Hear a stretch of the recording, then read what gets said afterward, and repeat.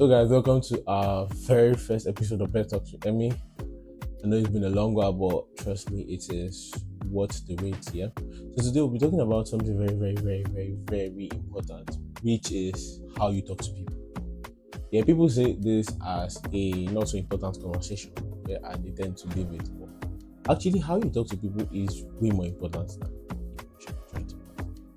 Now, it's funny how two people can say the same thing, but one of them will get an applause, people clap for this person, oh, you're saying the right thing, and the other one will be shouted at, would have backlash and all of those things.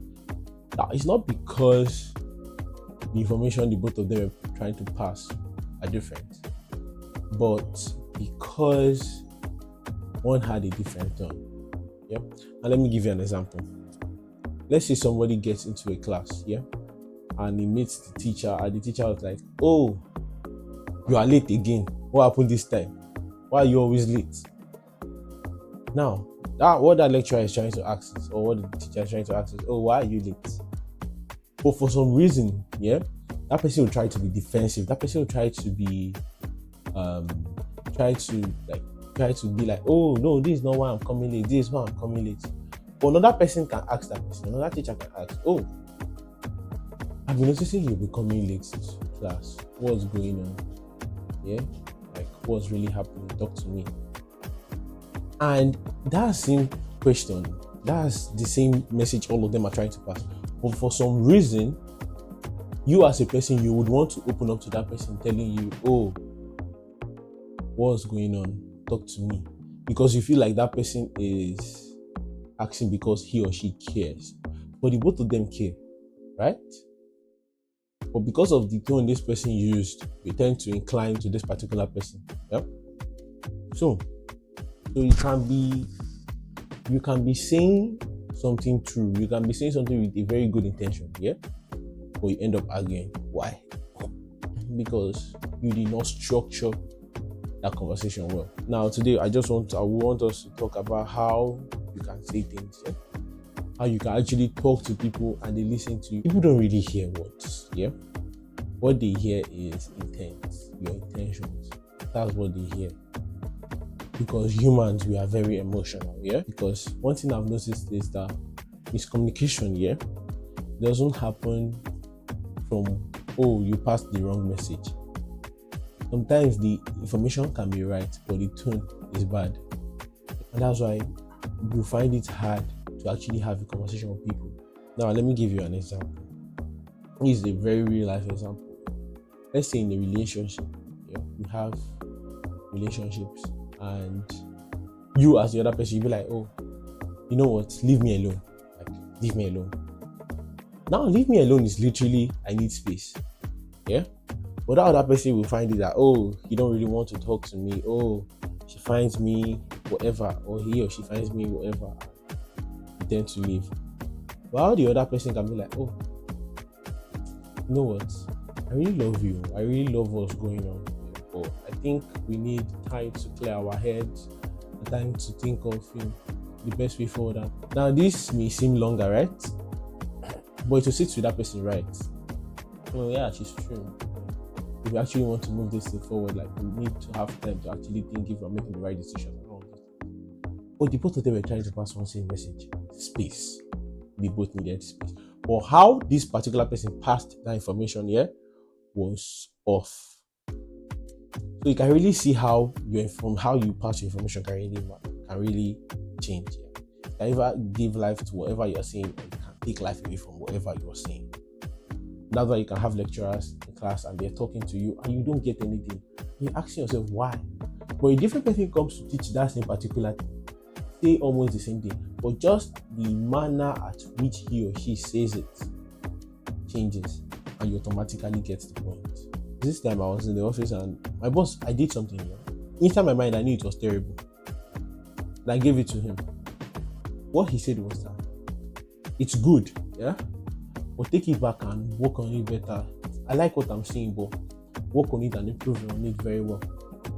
And me, that knew it was terrible, I had confidence to go back and work on it and put all my energy to it because it gave me somewhat of a validation. He gave me somewhat of something that, oh, he actually likes what I'm doing. So come on, I should do that. If you're unable to communicate right, you find it very, very, very, very difficult to live with people, to live with bosses or your employees. And for some reason, they find you rude.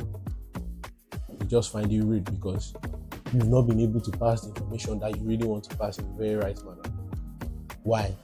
Because they don't see it the way you try to say it, even though you have the best intentions. So the fact that you didn't say it in a particular way that sits right with them, it sees you as a bad person.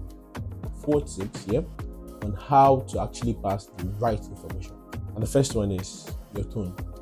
Come to you with a calm, respectful voice, and I ask you, oh, why are you doing this? You tend to want to respond to me. Because of the tone, you tend to see it as a conversation rather than argument. You don't see it as I'm trying to fight you, I'm trying to look at you as less of a person or something of that sort. You tend to answer me like we are chilling. Yeah? That's how you tend to answer me. Why? Because of my tone. Now, the second part here, which is the most important, I think, for having conversation, is body language. 50% of communication is non-verbal. This is the thing when you try to ask your parents for money, and you don't tend to go straight to the point. You tend to beat around the bush, say one or two things, but they get the memo that, oh, you want money. It's not because you said you want money, but because your body language said you want money. So a whole lot of talking is done with your body language, than your actual mouth. Next time when you try to talk to people, try to smile. And the third one is framing. How do you frame your conversations?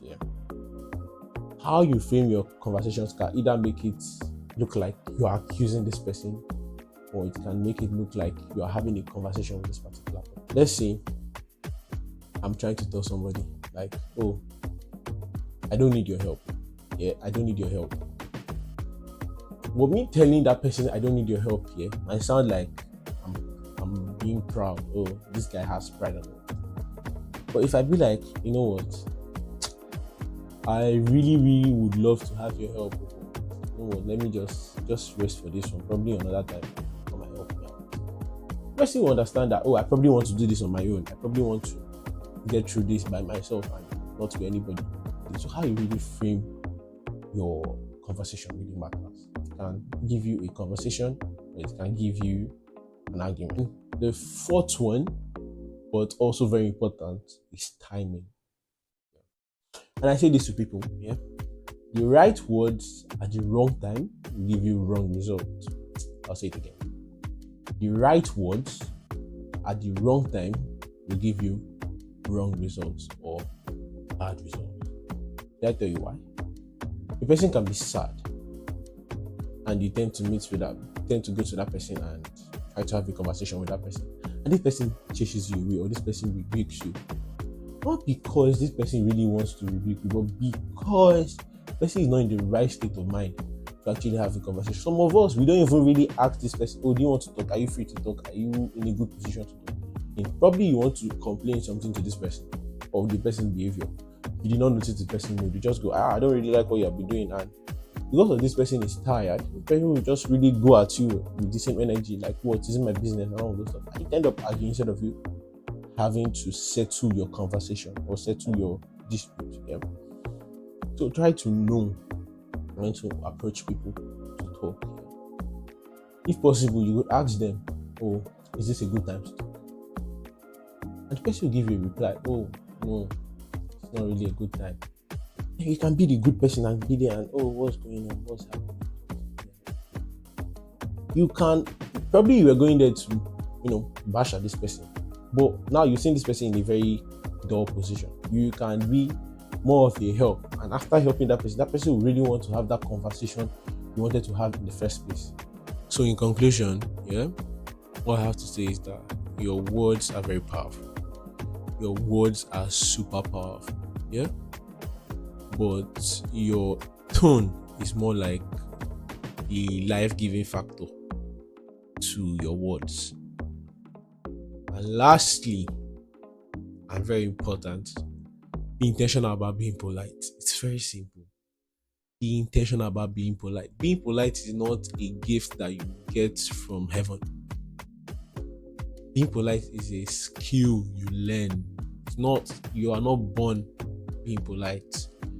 You learn to be polite. So I want everybody to be intentional.